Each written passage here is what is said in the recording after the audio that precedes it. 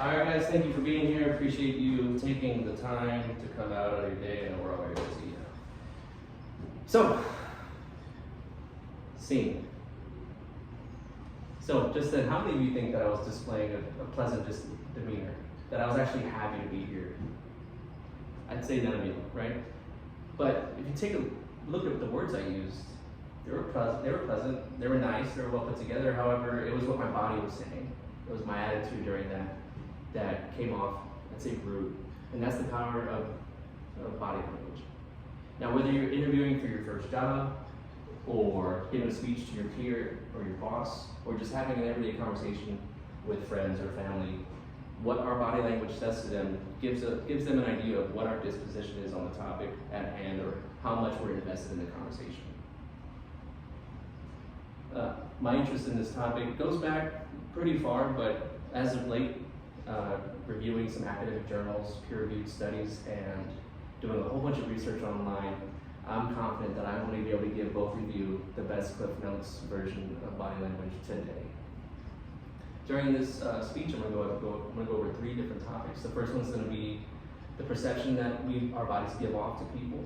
The second is going to lean towards leaders' benefits from positive body language.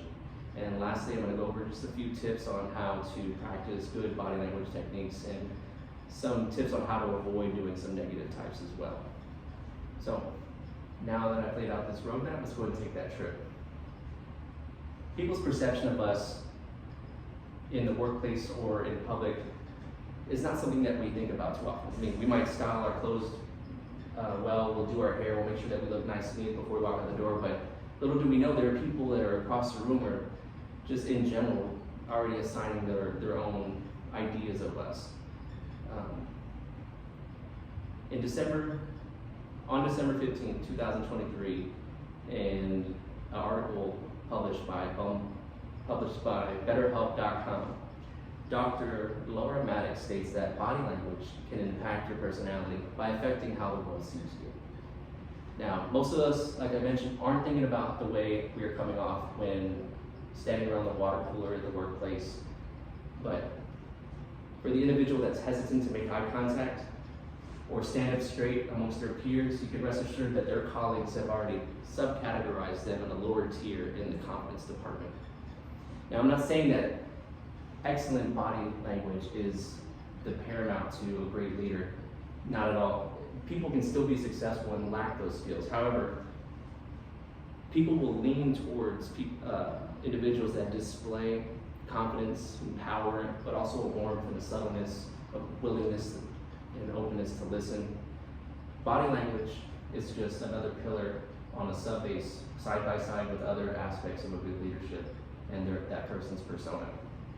And there are benefits to this. In fact, humans are hardwired to lean towards somebody that's more attentive, that'll take the time to make eye contact and listen and engage. It gives them a bit of it provides them with a sense of openness and that they're not exactly being shoved out during a conversation. As the quote goes, a monkey will always reach for the strongest branch.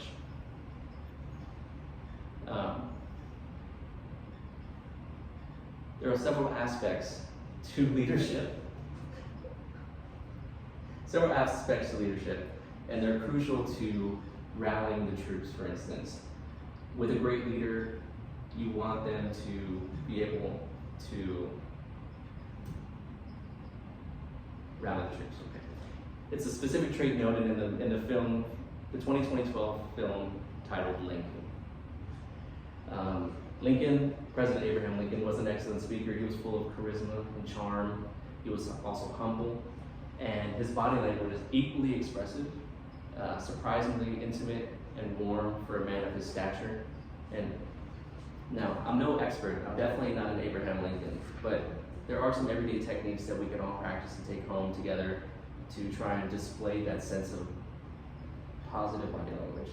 Now, for instance, I know during the speech I probably was giving some instances of negative body language, but some things you want to keep in mind when engaging with a crowd, with just an individual, is make eye contact, stand up straight, even tilt your head a little bit, nod in agreement, even if you don't agree. It shows that you're open to to conversation. It shows that you can have a two-way conversation, and it has the power to even disarm somebody if they feel like there's going to be a bit of contention amongst you two.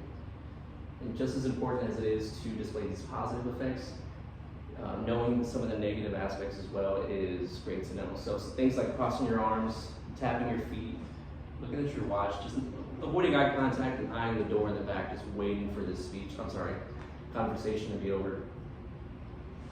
When choosing this topic, my goal was to give you guys some sort of information that you can take with you and apply into your everyday lives or in the workplace, or you can add to your repertoire as a leader.